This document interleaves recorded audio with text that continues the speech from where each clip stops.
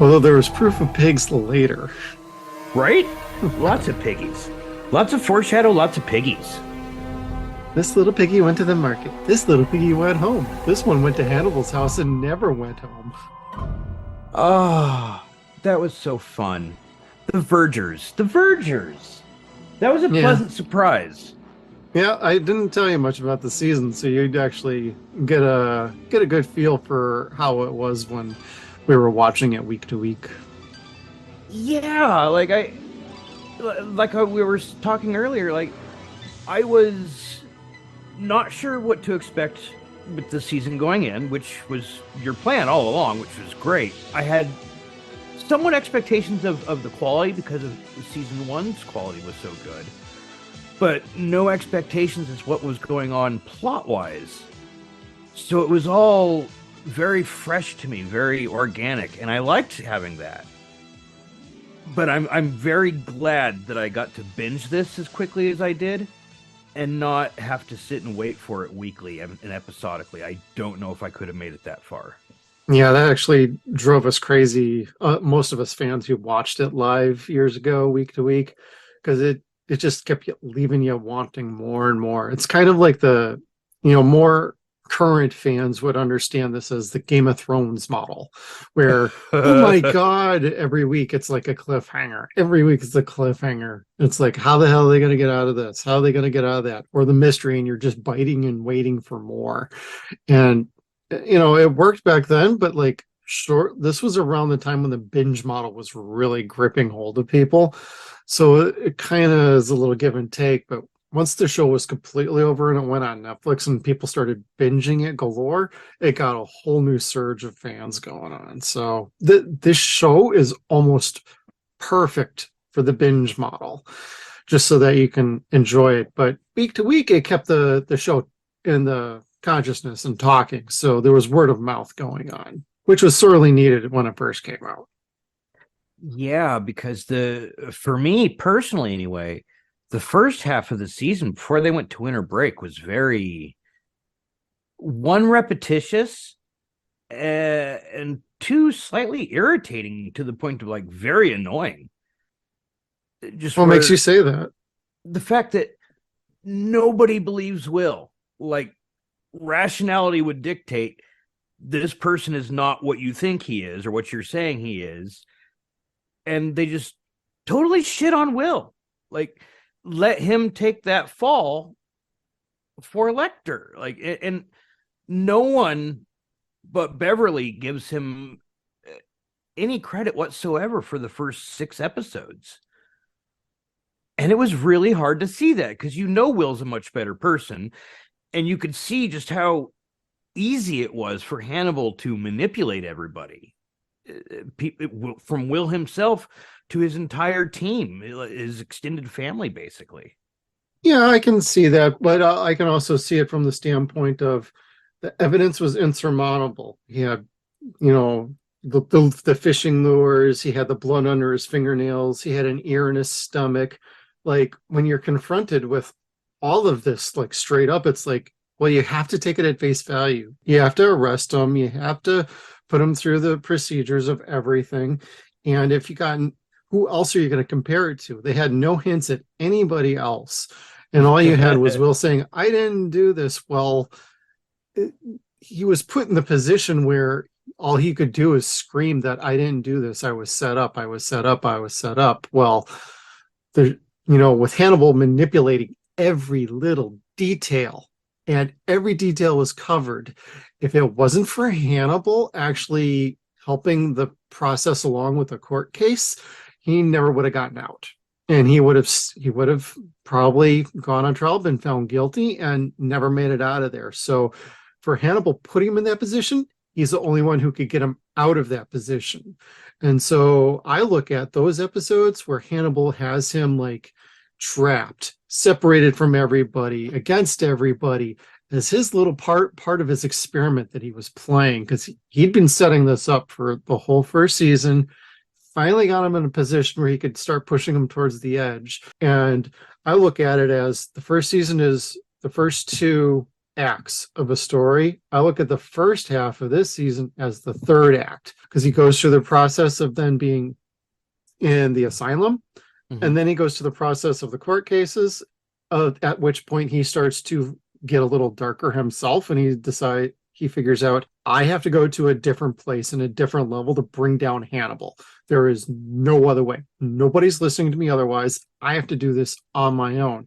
And so you start to see the dominoes start to fall of him going closer and closer to the edge till Hannibal and other people start to navigate and allow him to get out from underneath his pretenses of being in the asylum and Dr. Chilton.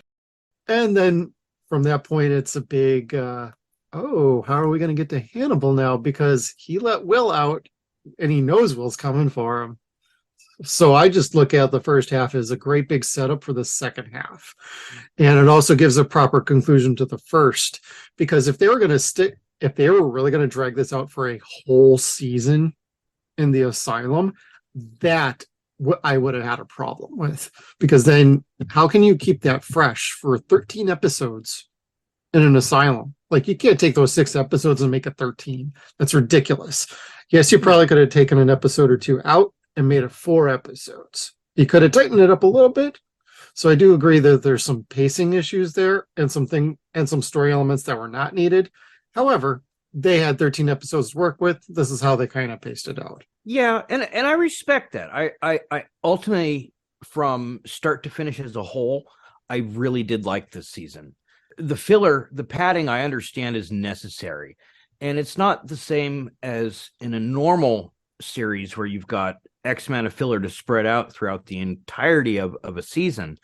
They wanted to make sure to get as much, and if not all of the filler that they could, packed into the first half of this season. They wanted you to forget Will, or what really happened basically at the end of season 1, just like everyone's trying to forget what happened there or really happened. And the fact that Abby is still alive and that nothing is really what it seems, without that filler and padding at the beginning there, that would have all been more eye-rolling revelations than it would have been mind-blowing revelations. Right. So the padding there was good. It was necessary evil. Yeah. Initially, I can understand your viewpoint of like, oh, can we just get to the rest of the story, please? Because then you get the rest of the story, and it's like, oh, that's right. Because the whole season started off with Hannibal beating the shit out of Jack and trying to kill him. Yeah, and then, right. And it says 12 weeks earlier. And then we jump right back 12 weeks to how we led up to that. And then the final episode, in the big reveal, was Hannibal had a few aces up his sleeves, including Abigail Hobbs, who was not dead for the whole season, shows up and shoves that bitch right out the window. Elena. Oh, that was so awesome. Props to the actress who played Elena. However, the character is so unlikable and such an annoying character. You almost were wishing she would get got by Hannibal, and she actually got by Abigail, which, according to my notes, and I sent this through a text message or through a message earlier, I wrote down Abigail. Yeah, motherfucker. The second she comes out and shoves her through the window, it's like, yeah, you want to cheer, you want to do a Stone Cold Steve Austin pop. Kind of. Somebody just got jacked. As soon as you hear that glass break, dun dun dun. Exactly. No, I mean that was pretty good. I enjoyed that part. I tried to not tell you, because during our first episode and talking about first season, you're like, man, and Abigail's dead, and I'm like, yep, she ain't dead. It very much did not seem like she was. There was never, and see where Brian and Jimmy are saying that, yeah, maybe we should have taken a stool sample to see what else we found in Will, but we just didn't. That's the point where I'm like, yeah, that was funny. That made me fucking irritated. I'm like, oh, okay, so you guys are just gonna fucking piss away your friend because you're too lazy to do your fucking jobs? Like the hell, and your other friend died because of that. And Which they Bryan, make up for it at the end when they're doing the Freddie Lowndes autopsy with a fake body. that was pretty great. That So was. they came back around in the end, but I do agree with you.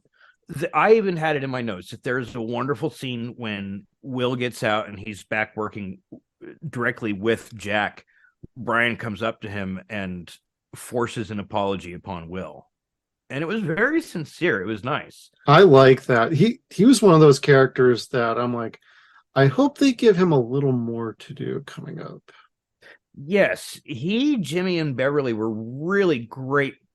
They were, in a way, a backbone part of the series. You want to see them as side characters or background characters, but they're really the ones that make that smile go through. Almost like, speaking of Abby on NCIS. She's not the main character of the show, but she's that person that you smile every time she is there.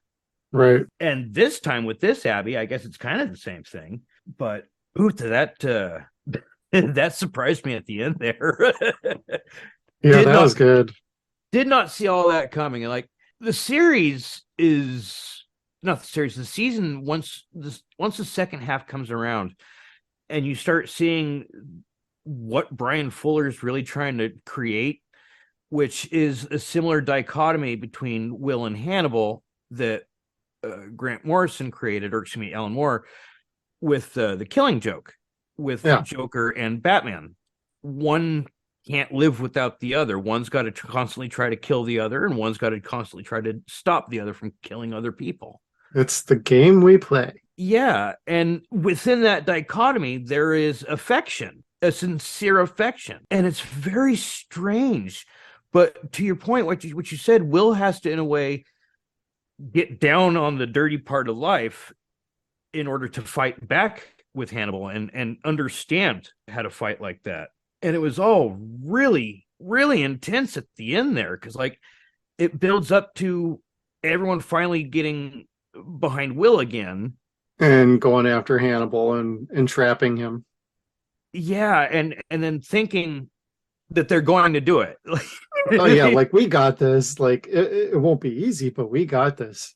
Yeah, like everything from that was arrogance, man. Ugh. Yes, well, that's how Scully said that they were going to catch him, is with his arrogance. But they ended up failing because of their own arrogance. Yes, and they didn't listen to her. Yep, she tried to warn him every time, like, you be careful here. This isn't going to be easy. Well, you're going after Hannibal. Okay, good luck with that. And then finally, you have to catch him with his own arrogance. And I don't know, the way the season ended with the last credit scene, she is sitting with him on the airplane with a little smirk, and he's drinking champagne. Yes, I mean, unfortunately, she has to go in order to make room for Clarice, God willing. But God damn, was she a great fucking character. Like, ooh, yeah, Bedelia. She wasn't even loathsome.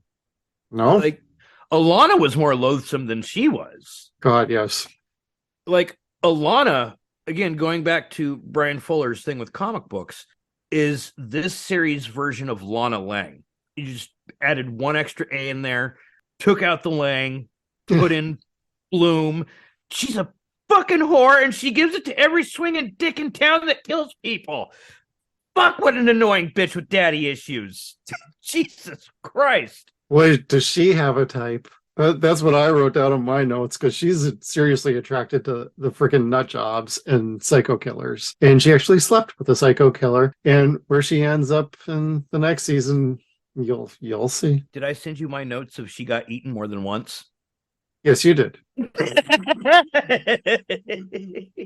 And boy, what did you find it funny when they had the scene where they're like, I wonder how all of us have eaten at his table, and like we've all had some of that. We've been eating the victims, and Jack just kind of dismissed it initially, but later on when he's stealing the food from the dinner party, he's like, shit, maybe we should take a closer look at this just to be on the safe side. And when they find out, it was just $200 worth of legit food. Yeah, right. That was bastard. So funny. I honestly think Hannibal knew from the word go that they were going to be on to him at some point. And so he was being even extra more careful. Like, He's this weird, the way they constructed him in this show is this weird combination of the Riddler, Bane, and Joker all merged into one evil fucking dude. And boy, he had the brains, he had the brawn, he had the ability.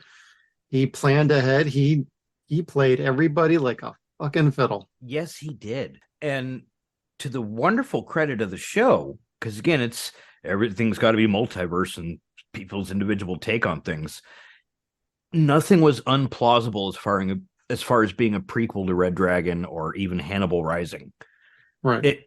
It all kind of stuck in there. There was Hannibal's aunt's family's armor was set up in his house. That's like, I got all excited when I saw that. And he mentioned his sister twice. Yes, towards the very end, by name, and mentioned that what happened to her was a necessity, and which was true. His sister had what? Pneumonia. I don't actually remember. So it was something to the extent of pneumonia or tuberculosis. I want to say it was a bronchial type disease. But anyway, yeah, she was eaten by the dudes from their village that helped the Nazis. Basically, they were sellouts. So they took some of the kills from Hannibal Rising and then inserted it into this season too, where Will's kind of like getting the stag to go. And got the rope around. That was a beautiful visual. The show is loaded with that. Yes, and whether again, I know I've mentioned the name several times, whether it's an intentional or not, the visions of Wendigo is fantastic. Like, it's beautiful. It's demonic. It's like this withered black ashen person with antlers, and it's just fucking terrifying looking. Oh yeah. It's like the most subhuman perversion of humanity that you could possibly think of. And it's like, God, whoever came up with that, simplicity was perfect. It was just fucking marvelous. Agreed. And then, but you were mentioning Red Dragon right there. Like, you'll be pleased to know, and this is not I'll not spoil like twists or anything like that, but this season teed up Red Dragon. We are getting Red Dragon next season. Okay, so here's my thing about that.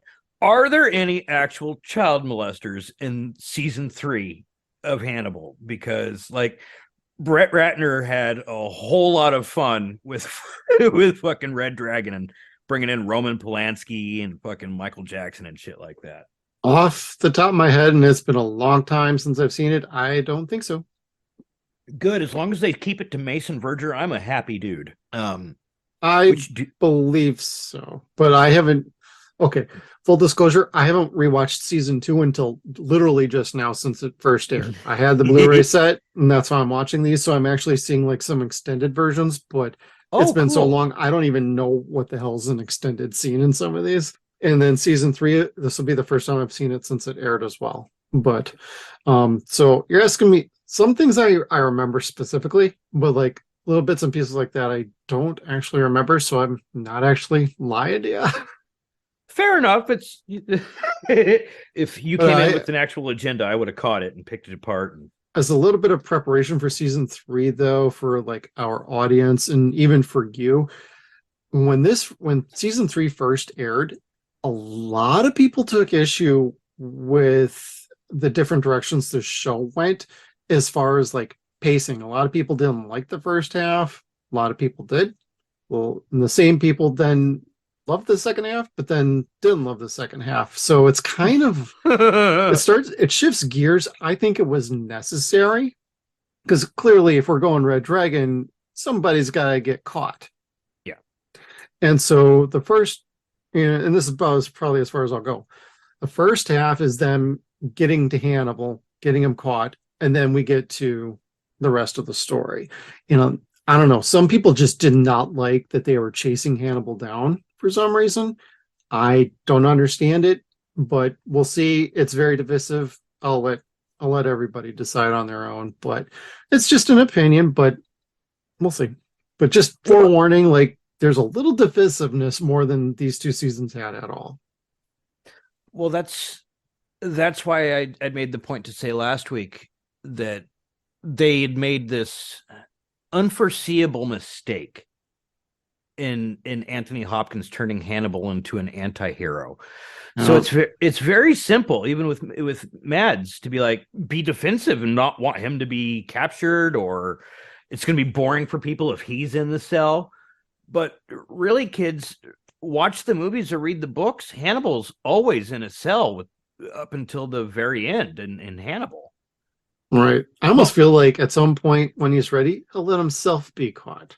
That's how I've always looked at that, whether it was the movies or the show. It's like when he's ready to get caught, he will get caught, and not a second before. And if he doesn't want to be captured anymore, dude's totally smart. He's got an IQ borderline of 200. I mean, yeah, no he exceeds Lex Luthor, for fuck's sake. Mads would be a great Lex Luthor in the DC. I know, fantasy casting. Fantasy casting. What they could redo is get this goddamn cast back together and make a decent movie. I mean, shit, that would be great.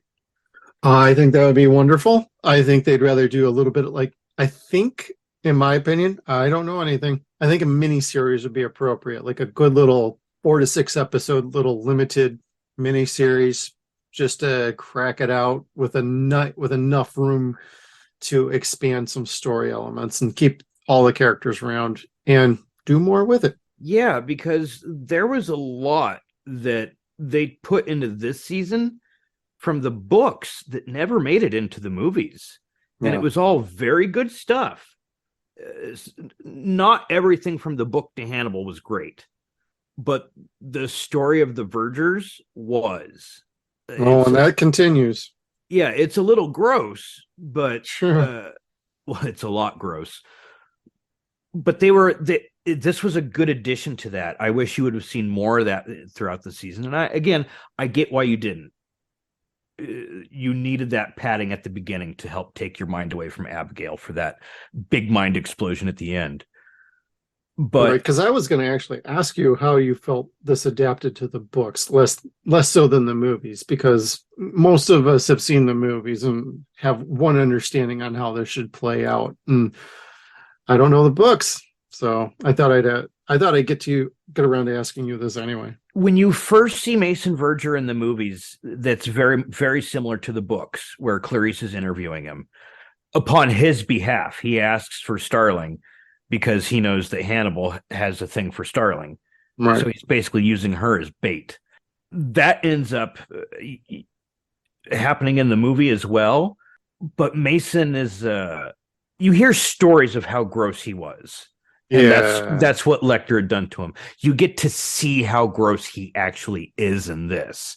Like in the books and in the movies, they kept a couple lines in there like, you'd be surprised for what some of these poor kids will do just for a candy bar. And they took away a lot of what he actually is, and they made it a little bit more symbolic by collecting tears from his victims and making martinis out of them. That was very different for me. That was sinister. That's some fucking Harry Potter unicorn blood shit right there. Yeah, that's next level. That's next level crazy to me. Yeah, because it's like Margot is in therapy because Mason raped her repeatedly and beat her growing up. He cut her up and everything. Yeah. Yeah, he's incestual. He's sadistic. He's a fucking very spoiled child. He is the epitome of selfishness. And to that point, even Hannibal looks at him and he's like, fuck are you? Hannibal couldn't have been fucking bothered by this dude. And they are sitting and he's going through therapy with him and he's just sitting there like, can I get this fucking over with already, please? Because with every other client he's ever had or any interaction he's had, he's always been a little more engaged. This one is almost like, the fuck am I doing with this guy? Oh, he was offensive. Like I thought it was great. It's such a twist to see him like bored and like, ugh, you're a disgusting creep, fucker. Oh God, the very moment I saw him toss his feet up on the table, I was like, oh, goodbye, bitch. Like, even if you didn't know that Hannibal fucking convinces him to feed his face to dogs. Like you get this air about him, like he's not going to make it very long. Something horrible is going to happen to him. Oh, and something very bad happened to him. Because not only did he feed his face to the dogs, Hannibal snapped his neck and he'll never be able to walk again. Yes. And that was a little different from the books. In the books, and slightly the movies, they allude to it, his neck gets broken from prolonged asphyxiation. He convinces Dr. Lecter, he thinks, to show him his toys, and he gets all excited because he thinks he's gonna get something on Lecter, basically, like have it over the Lecter's head that he's a freak too. But Lecter, of course, is in complete control, has him up on the fucking box with the noose around his neck, jerking off or what have you, gives him an amyl nitrate, and then begins to convince him to feed his face to the dogs. And that's how he breaks his neck. Oh my God.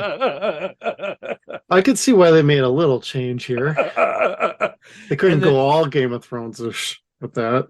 No, and then Margot was not as beautiful as Catherine is. Not remotely. She was written as a very large and brutish woman. She was very mannish.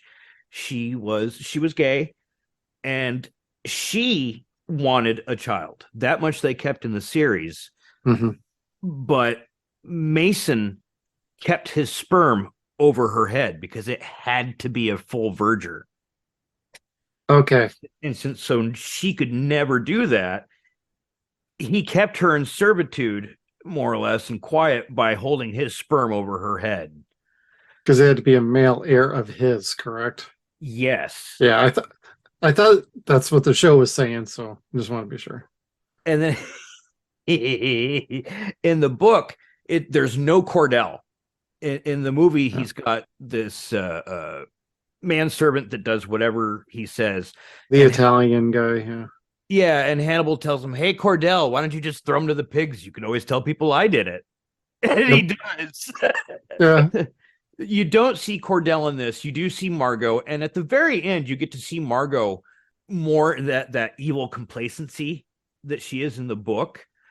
But instead of Cordell killing Mason, Hannibal convinces Margot to kill him.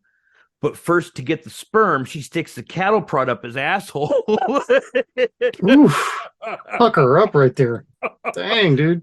He gives her a cattle prod, sticks it up his ass, sticks it up Mason's ass, and whacks him a few times in the fucking prostate to gets what she wants. And then that electric eel that he has in the floor, she shoves that down his fucking mouth. Oh. And that's how Mason dies in the book. And you're just kind of like, whoa, they toned that shit down. Wow. So yeah, like it was a great treat to see just how far they were going to go with sticking to the book. Like you weren't really going to think you were going to see the auto asphyxiation thing. I don't need to see that again. I already saw that with fucking Gary Oldman. Yeah, there's enough of that in that.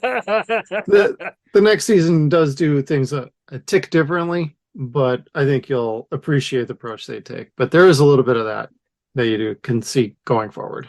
Well, I loved where Mason's sitting there bitching as he's cutting off his face and feeding it to dogs. I'm hungry too. Well, then eat your nose then. Okay. Do that. Oh my God, that was so gnarly. I'm glad the lighting was a little lower on that, because that was like, you're talking NBC, like, dang, that was grisly. Yes. And up until like the last 3-4 episodes, they didn't utilize Foley effects as well as they could have. Right. But come the last couple suppers, and then Mason is cutting off his face, like I was kind of like, oh God, do I have to wear the earbuds right now? Can everyone hear what I'm having to hear, so I'm not having to hear it so personally? Right.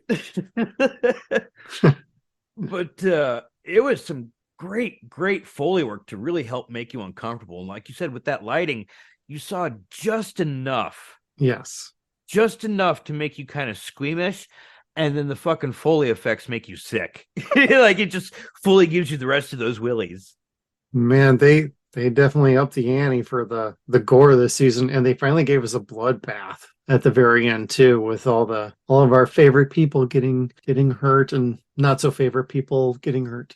Oh yeah, I mean, again, there was a great kill that I always loved from Hannibal, and they kind of fucked it up in the movie. The inspector wants to prove to Mason Verger that Hannibal is Hannibal, so he needs to get a fingerprint with all 7 points matching. And he does. He has his pickpocket try to pretend to pick Hannibal's pocket, where he's wearing this big like bracelet that you would have to grab to stop someone. Right. And Hannibal stabs him in his fucking leg. And the guy tells the cop, "Oh, he just poked me. He thought he missed me." And he pulls this knife out, and like blood goes spraying everywhere. Yeah. He pops him in the femoral artery, which if you kept the knife in, he would have been able to call 911 and survive. But he pulled the knife out and bled out within 30 seconds. Man, they did that really good in this show. He's like, "Oh, that's not a good idea." Yeah. After he stabbed the guy, and they're trying to wrangle him up to go see Mason, and he just puts it, they finally subdue him, and then Matthew, or whatever his name was, yanks it out, and blood goes splurting everywhere, and he's like, "He shouldn't have done that." Oh, it was so great. And oh my God. there were some good kills that just really made you laugh in that regard. Did you like the Chilton one? Or the Abel Gideon one, I mean? I say Chilton because it was the setup for Chilton to be the Chesapeake Ripper, but it's when he went home and he found Abel Gideon. Oh, that was with a few limbs lost that he'd probably apparently had to eat. Yes, he was fed his own leg at the very least. Well, what good was it going to do otherwise? He wasn't going to walk again. That's true, and that was kind of fucked up. Like that was Hannibal's argument. And there was really no denying it other than the fact that, ew, I don't want to eat my leg. That's gross. Like, compliments to the chef. Still technically cheating, baby. Yeah. But Gideon was so great. They toned him down a little bit, but they took his character to a good place. I think so too. Where he knew, and Will even told him the very moment that he got transferred back to Bellevue or whatever it is, that he was going to be killed. And that's where they kind of sprinkle in the notion that Hannibal Lecter is still a sociopath, just like a regular sociopath. He's quote unquote insane. But psychologists haven't used that word properly in 30 years. Yeah, and that's where they very, very commonly make mistakes in the Thomas Harris series. Because when you finally get to a certain point, you see that Hannibal Lecter is, of course, the genius of geniuses. And narcissism is, of course, a thing, but he's also too smart to fall victim to narcissism. He's too smart to want to have everyone gawk and marvel at his artwork, per se. He keeps himself in check. Yes. Like, there's no need for him to have anyone know that he's out there and appreciate his particular work. Yeah, and he's not grandstanding just for adulation. He's just doing this because it's art. Nature, oxygen, and carbon dioxide is expired, and just puts them back into art. But gosh, like some of them were really fun this time around. Not as nasty as the fucking cellist. Oh God, yeah. But the beehive fucking. That messed with me. Not to change the subject too quickly. That was pretty cool. That's the stuff of nightmares, man. No, for me, the nightmare one was Beverly's death. When she was displayed the way she was. Oh my gosh, yes. Vivisected, is that what that's called? I think so, yeah. Yeah, it's or folks, if you haven't seen it at home, it's if you see those science pictures where a cat or a dog has been dissected into several different pieces, so you could see various different layers of their anatomy going deeper and deeper. Yep. And that's what Hannibal did to Beverly Katz. You see her from her arm going all the way through to the other side of the arm. Like, oh yeah. And he took out all her blood, froze her, and then cut her so she was more easy to like manipulate. Yep. Yeah, and it was so beautifully done. Yeah, but tragic because it was a good character that he did it to. I did like her, but she did not listen to the warnings. No, she was the closest one that did. And golly, that really sucked. As soon as she went down into his basement, I was kind of like, and I even wrote in my notes, oh, too bad, I liked her. Yep, she gone. Yeah, like don't go by yourself. You already saw that mistake with fucking Miriam last. Well, which was Will even straight up told her, don't go looking for evidence. Talk to Jack now. What does she do? Oh, I'm going to go look for more evidence. It's because nobody listens to Will. Like, what the fuck? Well, that's one of the notes I wrote down is like, they were doing this kind of on purpose. Like, nobody's listening to Will, and nobody, even if they are listening to him, they're still not listening. Yes, and that's what made the first 6 episodes really drag for me. It was like that moment that we talked about in last season where Alana has that moment of, oh, my God, he could lie about such a thing, couldn't he? But then she falls in love with Hannibal, and he couldn't lie about this, and then she bangs him, and then she automatically hates Will with all of her life and passion until the last 2 episodes, and then, no, I guess you're okay, and Hannibal's really the enemy. Like, bitch, what is wrong with you? And then aren't you supposed to be smart, and you're the one who like met Hannibal years ago? If it wasn't for you, nobody would have met this dude. Like, if there was ever a character that was a beard, Alana is it. Like, she's the main reason Hannibal got introduced to any of these people anyway. Yes, because she referred everybody to him. Yep. And does she even like take credit for that, or not credit, but responsibility for that in season 3?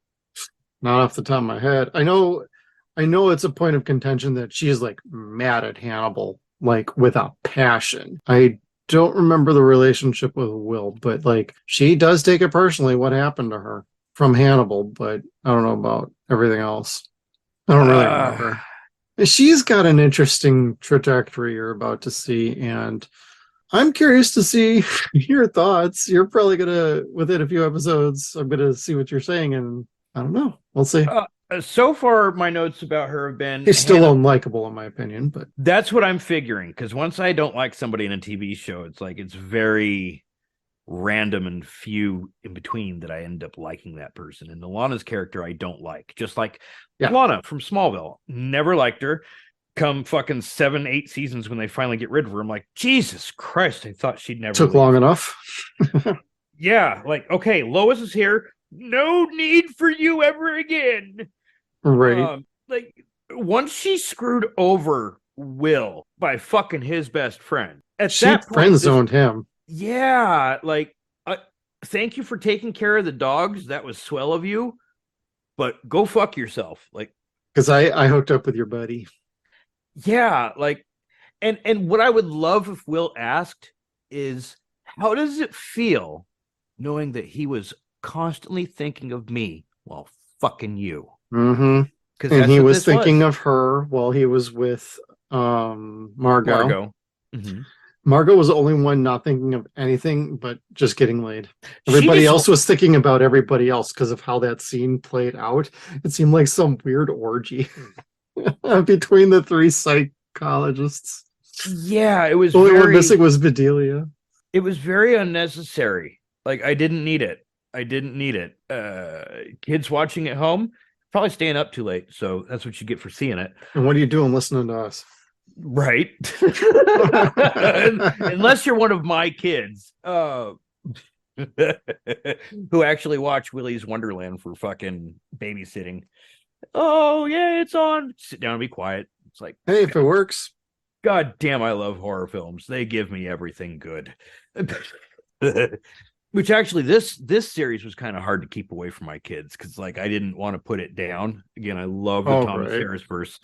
And my son, knowing that I'm quote unquote working and is starting to begin to understand what I do, wants to get in on it too. So it's like he wants to dissect the show like I am and pick it apart.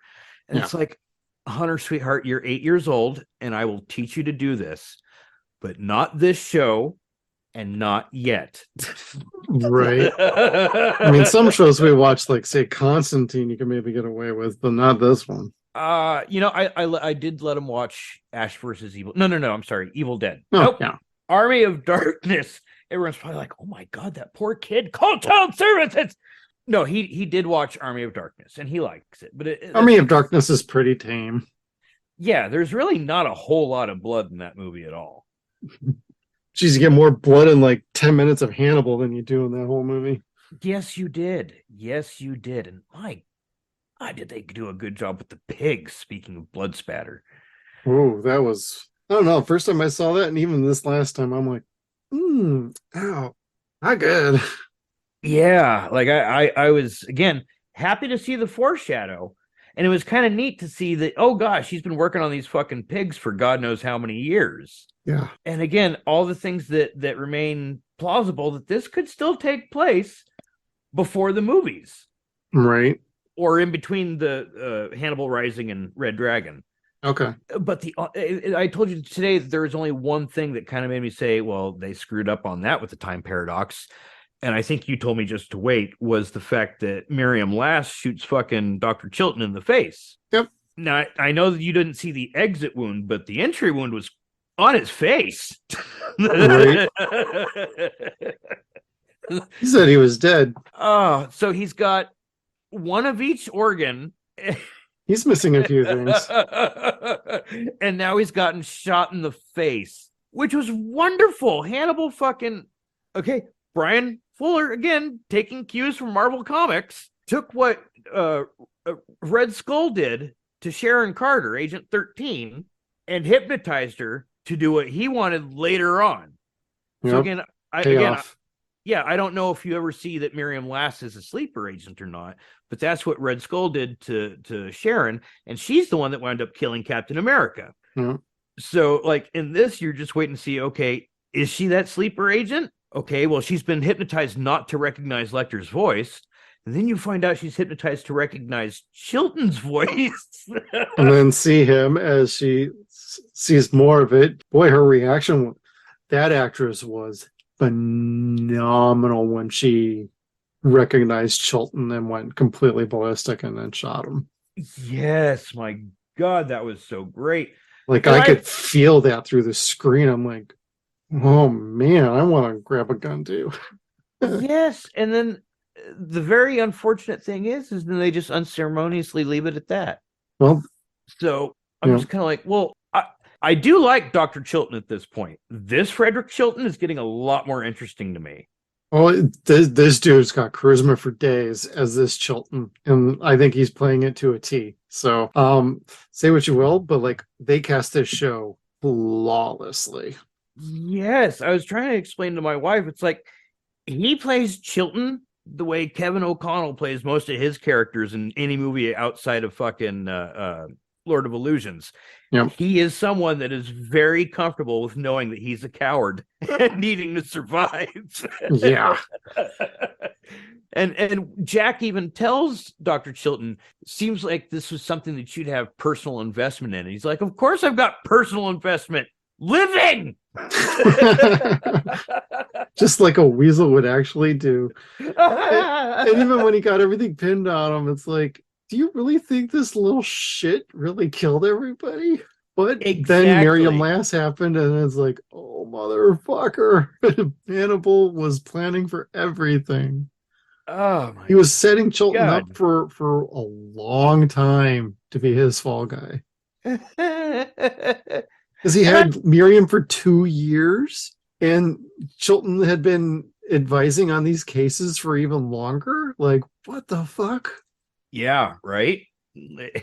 Like the long game, Hannibal. Very long game, and it makes you curious as to why he kept Miriam that long. Like, I hope they do come back to that, because it's that's a long time, and I would guess the same reason that he kept Abby along. It's another fledgling that he could manipulate and create into something different, or as an ace up the sleeve. Yeah, like at some point in the future, I might need this person if I find myself getting cornered. Yeah, or somebody's always got their usefulness.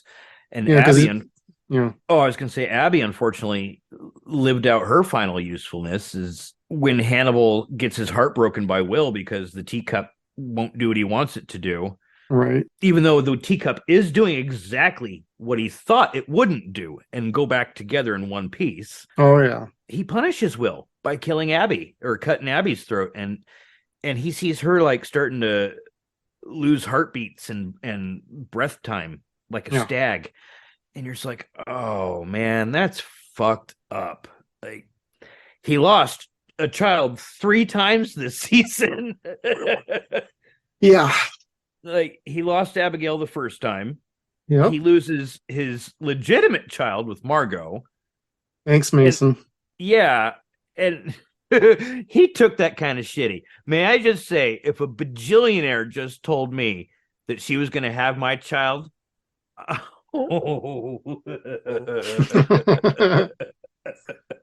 You gonna finish that sentence there? Gotcha, bitch.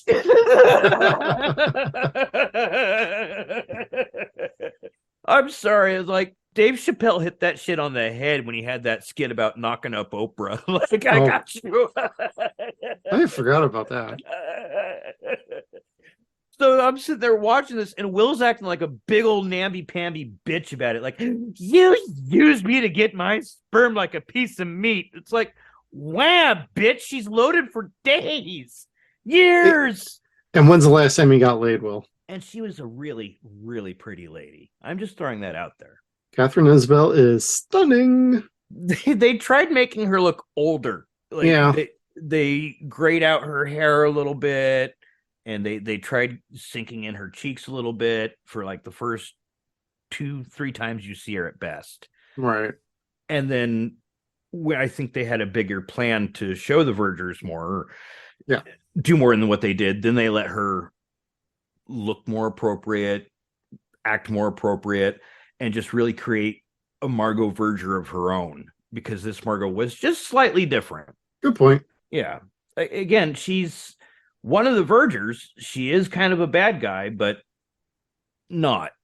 What did you think of Mason then? Because they got Mr. Shannon to play Mason was Verger. Done very well. He was excellent.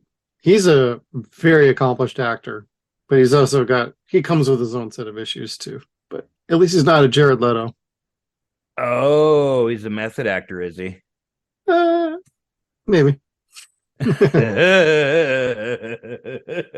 No, I mean, as far as like, he is a method up to a point, but he's an excellent actor. He just tends to have certain ideas on how things should play out, and he doesn't want to commit too much time to certain roles, this, that, or the other. He went from like Boardwalk Empire, and he only did like whatever this turn was on here, and then he did like one DC movie, and he likes to float between different projects. So he's kind of more of a free spirit than wanting to hunker down with a long franchise or anything like that. Well, if that's your thing, that's fine. Yeah, it's nothing bad, but every once in a while you hear some weird story about him. But I thought he crushed it. He did. He came off as very selfish, very creepy. He was the bait that Hannibal just really couldn't deny. Like, he was so rude and so repulsive to all 5 senses, really. And to everybody. It's like he stood out like a sore thumb amongst everybody else. Yes, and he did so knowing full well of what he is and how he came off to people. He didn't care. Right. He is a spoiled fucking child that always gets his way. And like with all spoiled children that always get their way, he never stopped getting what he wanted and never stopped wanting bigger and more weird things. Right. So, I mean, the guy's got fucking child molesting issues with his daddy's fucking Christian camp. He's got his incestual rape issues with his sister, all sorts of weird, creepy shit.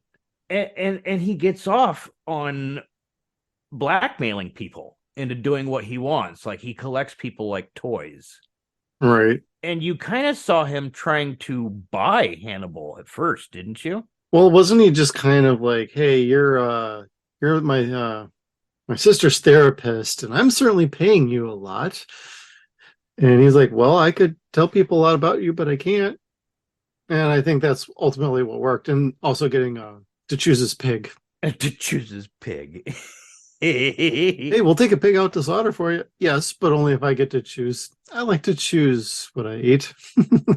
Or I like to choose my prey or whatever, however he said that. Yeah, it's like I always insist upon it, and I'm like, oh, that's cool. Yeah. And I love that he was truly all too happy to get a new pig. Yeah. I don't remember what he cooked with that, but it was something fucking repulsive to watch everybody eat. Yeah, but I don't think there was times that I don't think he like really like when he was serving up fish, there was like he wasn't adding any of that in. I actually think this whole season he wasn't really serving that up to people, except for when it was him and Will and they thought they were eating like Freddie Lowndes, who got the wheelchair of Inferno going on. That was so wonderful. That was well done. The effects for the wheelchair on fire were terrible. Absolutely terrible. They could have just Hello, 2014, I mean. No, come on. I could have fucking put Sterno on a goddamn skeleton and rolled it down a goddamn hill in 1981. Hey, it certainly beats Ghost Rider. I don't anyway. Gotcha. Like, the skeleton that they used for Freddy looked more like Philip Seymour Hoffman. I know. This woman. It was like seeing the fucking stunt doubles in Kolchak. That's why I'm kind of like, okay, that looks stupid. I like the overall idea. The execution wasn't there, though. Yes. I get you what you're saying. And when he tells Hannibal that he went and brought the meat or got the meat, let's go ahead and make the meal. Again, that was flirtatious and fun. But where Hannibal gives him a knife and says, would you like to cut the ginger? I was like, oh, racism.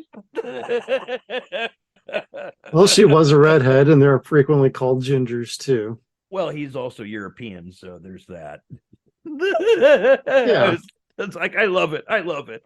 Well, I think one of the things I was going to ask you was like, since Hannibal is such a connoisseur of like cannibalism and food in general, he's very much a foodie. Do you think he didn't notice that he was getting served like the wrong shit? Because clearly that wasn't Freddie Lowndes being dead. And so when he was handing over like the meat, he's like, veal? Pork? And Will's like, no, it's actually Freddie Lowndes. And he, I don't know, there's a little twinkle in Hannibal's eye of like, you're full of shit. I'm watching you closer now. See, that was something that they probably mentioned and then cut out. At a guess, if it was me writing, I would say it's leftover pieces of the bear mech dude. Oh, man, you brought that up, and all I could think of was Project Metal Beast, a classic B horror movie, sci-fi movie from years ago, which is back on my shelf back here. That, and again, Bryan Fuller, I see you. That's from Beast Wars. I know that Optimus Prime looking motherfucker. Hey, it was super cool, but that was one episode that kind of took me out of it. Not because of like the killing or anything like that, but just an engineer with a overly sized machine mask killing people. I'm like, I love my sci-fi, but I don't think I needed that one. You could have just had like a Sub-Zero style mask for teeth and whatever to do this with. You didn't have to go with a full oversized helmet. It seemed like it was an alien skull that he was wearing. I'm like, isn't that kind of top heavy? Like, how can he really like do anything with that? But I mean, suspension of disbelief, I get it. But that was one thing that kind of took me out, and I didn't really go with that too well. But at least it only lasted about one episode, except for like the flashes to the guy being mutilated in the next episode and everything that happened with that. But that also leads to a good point of Will actually took it upon himself to mutilate the guy and mount him. And the FBI did not look too kindly upon that. They're like, okay, so he killed him in self-defense, but then he completely dismembered and mutilated him. What the fuck? Saved everyone else the trouble. Jimmy and Brian don't have to fucking do no cutting now. Yep, deep cover. He turned him into a stunning, beautiful piece of art with on display in the museum. Yes. Saying. Like he puts his head to his nose and his top lip on top of like a saber-toothed tiger. Yep. So it looks like the teeth are coming out are his. Yeah. And it was It was terrifying and beautiful, especially when the eyes started to move and follow Will. Yeah, that was great. That was cool. But my notes are, and I quote, "Homie made a bear mech." Like, That just made me think of Homie, don't play that. Kudos to anybody who catches that reference. But and he's sitting there like walking around this great big bear teddy bear suit with like snapping jaws, and all I'm hearing is Imwa going, "Serving families since 1984." Oh yeah. So it's like he made a Willy the Weasel suit. Yep. It was silly. It was really silly. Like, this guy's acting like he's running like this like majestic apex predator and shit. It's like, but dude, you're running in a fucking mech suit. I know that was not jiving with me a whole lot, but thankfully of all the big asks that this show has you do, that was like the only one I was not like, I wasn't in line with that. No, and for what few killers that cool, they actually but had, yeah, he was probably the least interesting. the most interesting was probably the orderly at the state institution who ended up killing the bailiff. Yes, And then tried to kill Hannibal and almost did. Yeah, except for you know what he did wrong. He put Hannibal in a fucking James Bond villain type fucking trap that he could easily get the fuck out of. Yeah, if he wanted to. And wanted to do his whole little fucking bad guy exposition before he killed Hannibal. It's like, well, shit. He's like literally, what, maybe 10 inches off the ground. He's going to drop the bucket and choke to death on that? That'll take a while. The idea of a noose is to crack the neck, you dumb fuck. Yeah, right. you gotta go drop fast and then stop quick. Sun drop and a sun stop. That's right. What was it? It's from the Pirates movies. I remember hearing there was some other short quick drop, and it was something to that effect. It was short drop and sun stop. Okay. But yeah, the gallows and snapping necks and shit like that. Yeah. They could have done a little bit better. Where I think they excelled was the lack of killers that they had this time. Like, you assumed like last season that there was going to be like a killer of the week every week. And that got a little silly because it's like, how many fucking serial killers are there operating at any given one point in time? Which I'm sure is probably an astounding number. Could have been way too easy to fall into that formula for this season. They didn't. Yeah, they actually chose not to do that. A lot of the kills that you found were Hannibal's towards the second half of the season. Yep. And not all of the killers that they had this time were necessarily unlikable characters. Yeah, just tragic, largely. The one gentleman that got kicked in the head by the horse and had brain damage. Peter? Yes, my heart bled for that motherfucker. Like, I felt really bad for him. Oh, that was those were such a couple of fun episodes. And that's the dude from Constantine, too, if you didn't recognize him. Yes. Same actor. And he was great. He just did so fucking good. Actually, he had the same mullet, too, didn't he? Yeah. It was around the same year, actually. I think he just did a couple like guest spots on the different shows because they were shooting probably at different times or even in the same area. But hey, that was fantastic. I liked him. I liked the whole stuffing a body on the horse was a little pushing disbelief, but I liked that. But that was funny when Hannibal's standing there like, you might want to get back into that horse at the end of the episode, and he's just, the guy's like, what? He's like, you shouldn't have come out of the horse yet. Yeah. Like, that guy. I mean, again, maybe it's because my kids have special needs, but a welfare worker that is exploiting this mentally handicapped man to cover his own killing. Oh, what a rancid piece of shit. So when you found out, he tells Will, I didn't kill him. It takes Will a couple minutes to figure out. He's like, hey, wait a minute. Wait, he's not dead. That was such a good twist. that I was not expecting to happen at all. I'm like, boy, he killed that dude and he shoved him in the horse. Oh, That I didn't kill him. I that just made put me him in the Cinderella. horse. He'll be out in a minute. He's fine. He needs to have that therapy. Yeah, he needs to be reborn. Oh, the mockingbird that came out of the first victim's chest, though, That was is great too. sitting there shaking off all the fucking gore and shit. Like, you can't kill me, motherfuckers. It came out like a boss. I escaped 2 bodies. Stuffed Oh, in a corpse like a boss. that was some shit, though. I mean, and you really felt bad because he loved the horse. He loved the victim that was killed. Oh yeah. And he didn't want to hurt nobody, but he wanted to make sure that this asshole never hurt anybody ever again. And Right. and I love that twist that you think that, or you see that he thinks he's in control of Peter. And by the time Will and Hannibal get there, it's really not that way at all. Right. So, but again, that is where you start to see the farce of Will's getting better. He does want to kill that guy for taking advantage. He pulls the trigger, but Hannibal puts his thumb between the stops it. That's the right, firing trigger, which must have hurt. Yeah, that shit is not okay. No, it was a revolver. It's got a little pin. Yeah. But anyway, yeah, okay, that's right. He Will started crossing lines to the point where you're like, was he really going to try to let Lecter leave?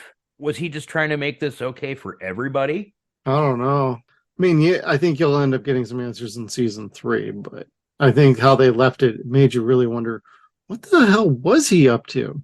But he was going down a very dark path, and once you hit a certain point, there ain't no turning back from that. Yeah, no. I mean, I think him dismembering the one guy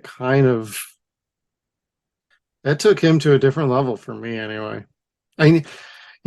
It's funny watching and knowing that they didn't kill Freddy and this, that, and the other, but I had completely forgotten, like, he actually did the act of dismembering the guy and mounting him, Randall. Yes. And just, that is so sick and twisted. It's like our good guy he's lost it. He's doing tactics he should not be doing.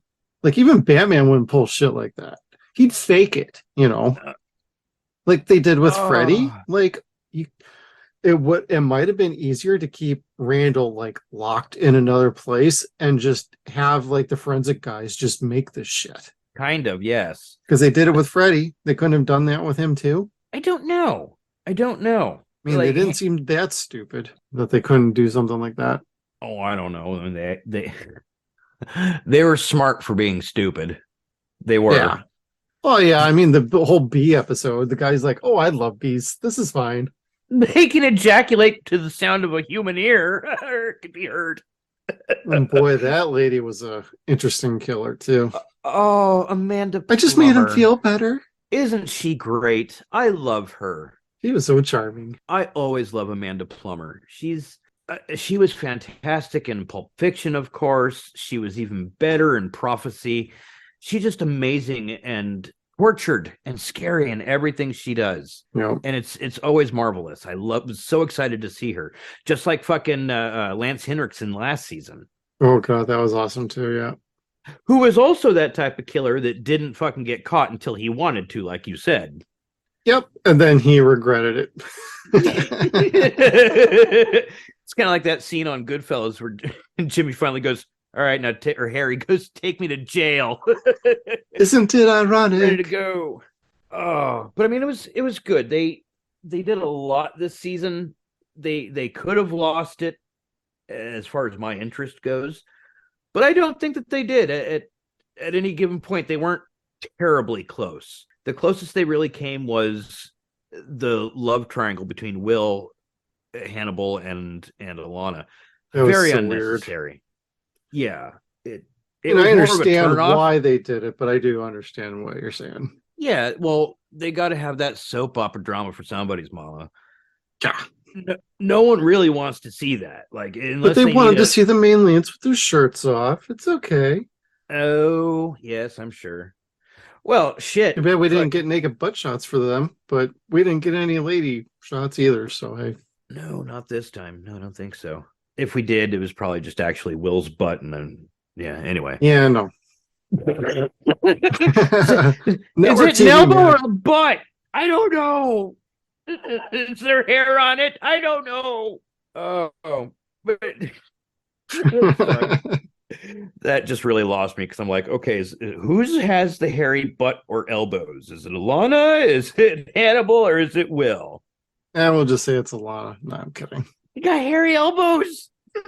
No wonder why she's got friction with everybody. Her righteousness is really fucking stupid. That's all I could really say about that. She's very misguided, I think. Yes, she is. It's not like she's stupid. She makes stupid decisions. Yes. And she always backs the wrong pony. Yeah, all the time. And that's not something that will change in the future either.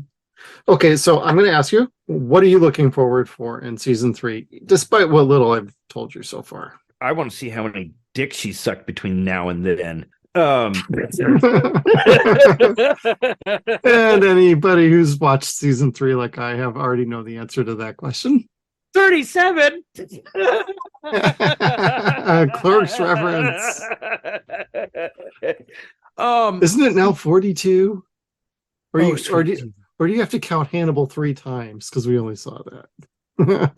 Yeah, I don't know how many times Alana got eaten there. That was that was different.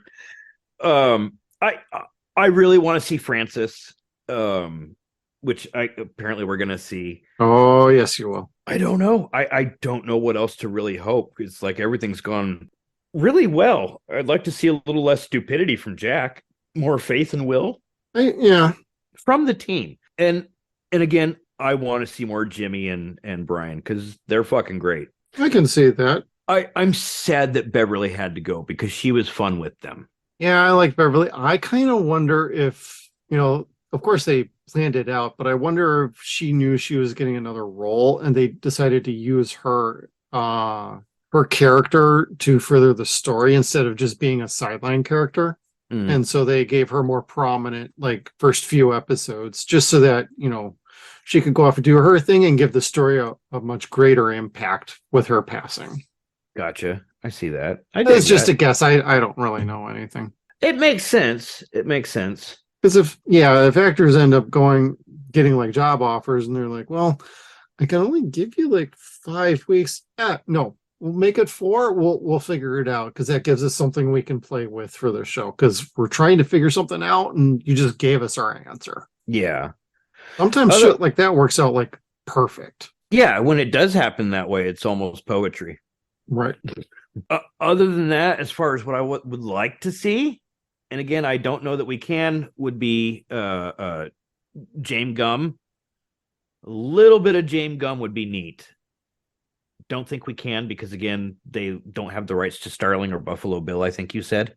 Yeah, something like that, yeah. Definitely Clarice for sure. But yeah, I would like to see Margot fuck up Mason just a little bit. Just a little bit. She deserves that.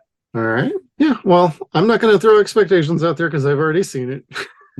But to the point of something I'm looking forward to is just seeing how things unfold again and catching any details I've forgotten about. So I'm definitely looking forward to actually being able to watch this with a more critical eye than I did with just wonder and as a fan the first time through. So looking forward to giving this a much better assessment, and hopefully it'll still hold up for me, or maybe it won't. I guess we will find out. Well, I am hopeful of liking it because it's still 13 episodes, so it's not like my memory is I definitely liked it a lot, but some things don't hold up years later, some do. True, but it's to me that indicates that it's going to have a beginning, middle, and end as the first 2 seasons did, where it's not going to get rushed and closed, say like Flashes this season, where they got so many episodes in and then producer or production company says, "Nah, we're done." Oh yeah, that's right. I forgot about that. Yeah, but Hannibal, no, they got their full season, so that makes that gives me faith that the studio had faith in the quality of it. Right. So as for what happened after that, for lack of season 4. I don't know. Yeah, I mean, we can maybe touch upon that next episode when we cover season 3, and we can talk about what we'd like to see for future seasons or anything else that we'd love to see happen, whether movie, show, any series, whatever. We can maybe get into some details on some character arcs we'd like to see with some of our favorites. Wait, I know what was missing. Batman? Better. Barney. There was no Barney. Okay, the Am I missing something? Are you talking the purple dinosaur or something else? No, the orderly. Dr. Chilton's orderly is the only one that Hannibal didn't fuck with, because he was always polite to Hannibal. Was he? Maybe he's a killer then. No. We'll talk about it later in next episode. But yeah, Barney was a really cool character from the movies and the books. Oh, all right. So I'd like to see Barney. Cool. Well, I don't got much else. Kev, you got anything else? No, just that, golly, I'm glad that this turned out to be such a fun way to end the season, because I didn't think I was going to end up liking it as much. And I did. It was great. I told you to keep watching. You kept saying, I don't know about this. I'm like, what episode do you want? And you tell me, and I'm like, keep watching. And you're like, man, I don't know. I'm like, keep watching. And at the end, you kept watching. Yeah, and couldn't stop pressing next episode at the end of every one. You're right. All right, Kev. I will see you next time. We'll see the rest of you on our next episode. All right, man. Take care. Take care, everyone at home. Peace out, everybody. Make sure you check us out on all of our social media platforms. We got Facebook, Twitter. We are at Suns and Shadows. We're also on Instagram at Suns and Shadows Cast. We are at SunsAndShadows.com. Thank you again, everybody, and we'll see you down the road.